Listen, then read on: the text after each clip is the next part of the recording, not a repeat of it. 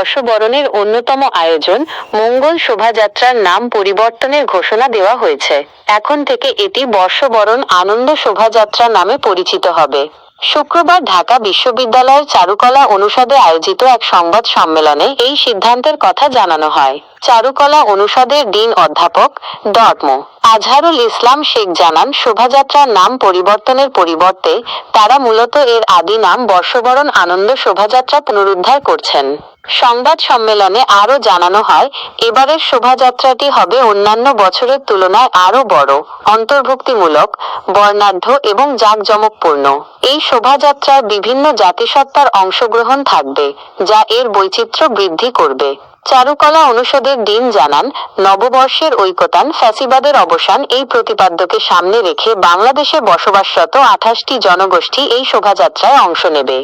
আয়োজকদের মতে সকলের অংশগ্রহণের মাধ্যমে এই শোভাযাত্রাটি সকলের হয়ে উঠবে। এই পরিবর্তনের মূল উদ্দেশ্য হল শোভাযাত্রার আদি চেতনা ফিরিয়ে আনা এবং এটিকে আরও সর্বজনীন করে তোলা।